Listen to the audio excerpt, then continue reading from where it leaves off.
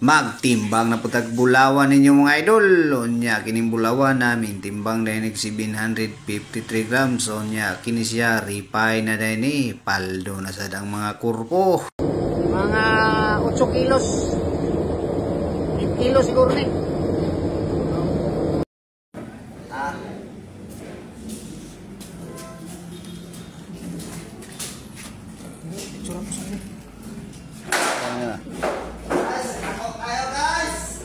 Kagulitan na pa. Mana ya? Oo, kunin ko isa. Og membro ka sa Y grado karong panahon na mga idol, aw abanti na didto sa mining. Kay wagi imposible nga kining gigunita nako nga bulawan karon nga refine. Aw way imposible mga kuha gini nimo pod. Basta magkugi lang ka didto sa mining site mga idol.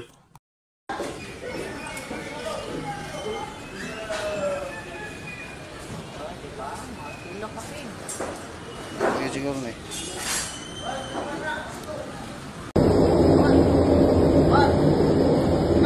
Wari bulawan sa korporon mga idol nga ako ang gipiring.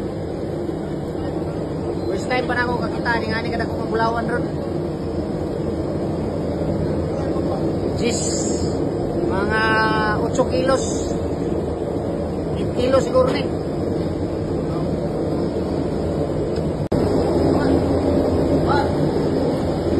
Wari bulawan sa korporon mga idol nga ako ang gipiring. First time pa na ako kakita ni nga ni kada ko bulawan ron. Jis mga 8 kilos. 8 kilos siguro ni.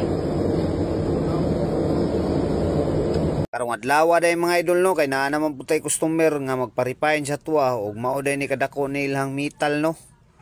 Pas kayong nakuha sa ilang metal. Silveron lang ang ilang metal mga idol mo ning ato gini siyang refine nun aron makuha nato ang bulawan ani.